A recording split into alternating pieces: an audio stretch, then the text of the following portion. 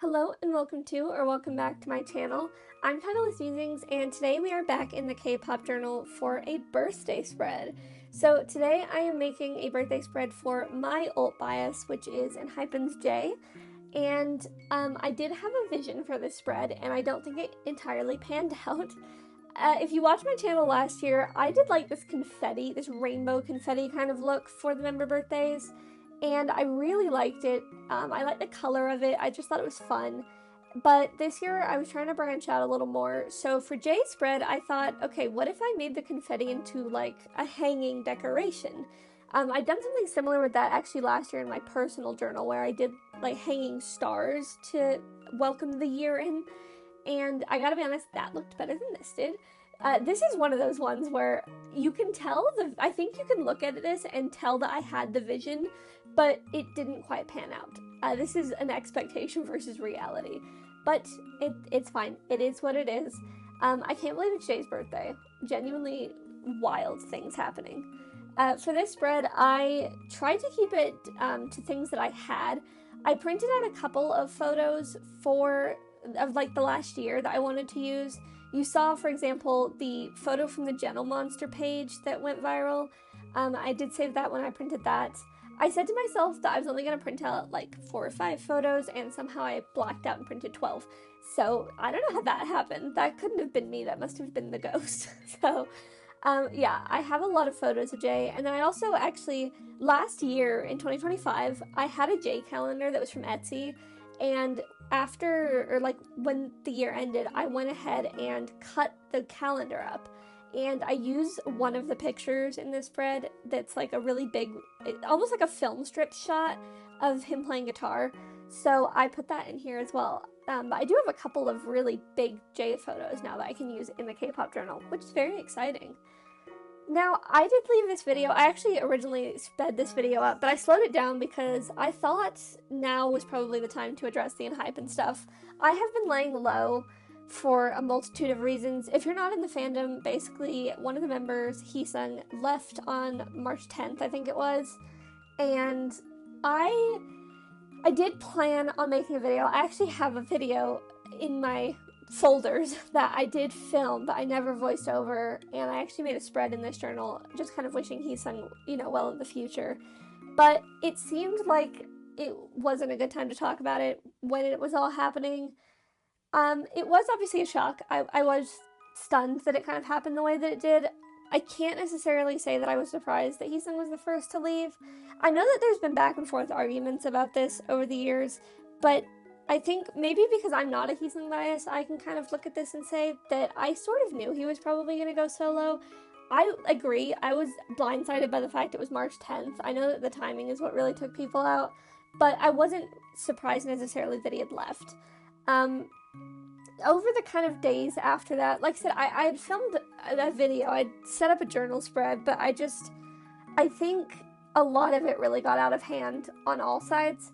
I think there was a lot of harassment where there didn't need to be, particularly of individual creators. I'm not talking about what happened at HYBE.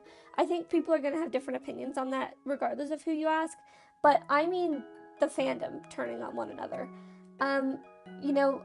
For me, the way that I looked at it, I wasn't going to promote the boycotts because I believe it was his choice to leave. And even on the off chance that it wasn't, I couldn't in good faith promote something like that because I wouldn't want Heesung to go back to an environment if that environment pressured him out. Does that make sense? Like I said, I think he left willingly. I've been doing a lot of thinking about this since Blood Saga was announced. I think the other 6 have already re-signed, or are about to. I think that's how these conversations came up. I think something probably happened that Heesung left quicker than everybody was thinking, but I don't think it wasn't planned, if that makes sense. I think they all knew. I think HYBE knew that Heesung was gonna leave and go solo. But I think probably what happened was they're coming up to contract renewal. There was probably discussions about it. Like I said, I know that there's been a lot of discussion. I think the 6 of them are going to continue on, at least for one more contract renewal, even if it's a shorter contract renewal, because they're doing so well right now.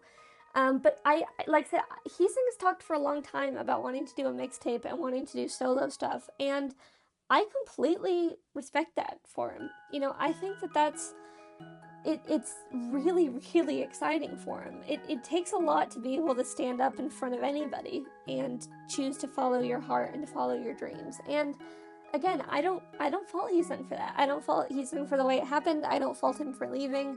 Like I said, I was in shock kind of the day it happened because I was like, well, what happens here? You know, Hybe is putting out a notice that Enhypen is going to continue as 6, but what's going to happen?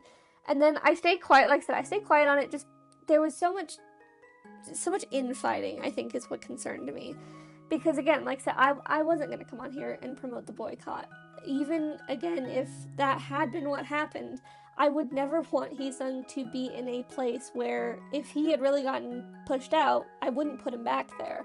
And I think as well, you know, there's a lot of discussions about, well, why couldn't he have done like other K-pop group members have and done the group in solo? And if I'm honest with you guys, I think he didn't want to be part of the group much longer. I think the way I look at it, Heesung has wanted a solo career for a while, and obviously that would entail things like releasing full-length albums and touring and having his own set of fan signs. That would not have aligned with the group, and I think, to be fair, I think it's unfair on all of them. The six remaining members shouldn't have had to put their group enjoyment and their group activities on hold for one member to go solo. But it's also not fair to expect Heesung to give up what he wants to do to be in the group, if that makes sense. Maybe, like, I am old enough to have survived the One Direction split. You know, at this point, nothing can hurt me. So, but again, the more that we kind of got from Hybe and the statements that had been released, and now it's April when I'm filming this, and Heesung has already spoken about being debuted as Evan.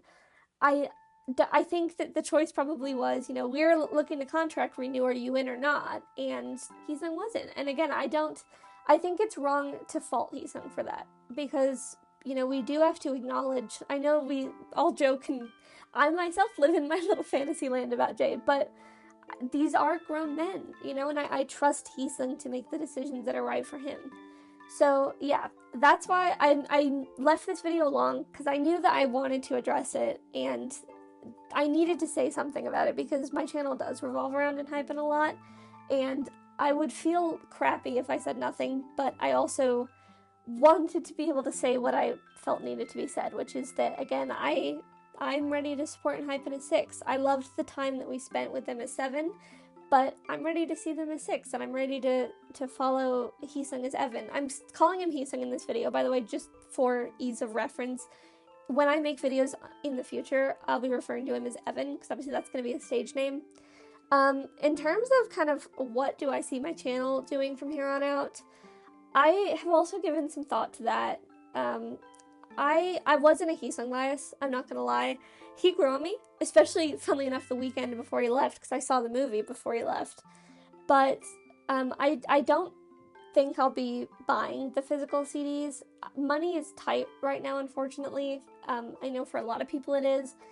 I'm going to be hard-pressed to even continue to kind of film the Enhypen content at a regular pace, so I'm not going to spend the money on Heesung's CDs, but I will be streaming the music, and I do plan on making spreads for the release, and I think at least through this year, I'll probably keep up with it. I want to obviously see if the music's even to my taste still, but my content will continue with Enhypen being 6, and that's the kind of steps that I want to take.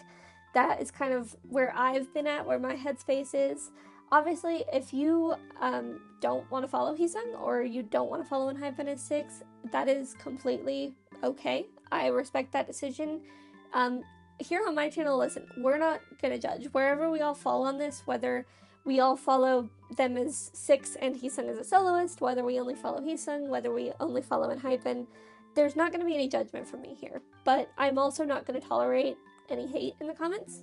I will shut that down. Again, this should be a safe place for all of us. I'm going to follow through and listen to Heesung's first release and see kind of what the vibes are, see if it's something I'm going to stick around for. But I will at least guarantee that I will be following Enhypen as 6, because I'm excited for that. And I did watch the Melbourne show. I wasn't in Melbourne, obviously, but I did watch it on the fan cams, and it was stunning. It really was. I actually really liked the line change to Sunghoon and Bite Me. that to me, when you hear his voice, and that made so much sense. So it's going to be very different than the way he sung performed it, but I felt really good after watching the Melbourne show.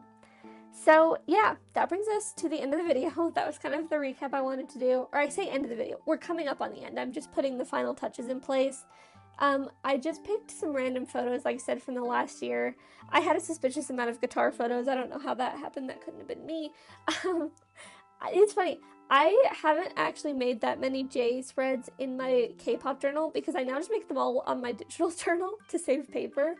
But I had a bunch of stickers. I had this one from the Mama Awards I loved.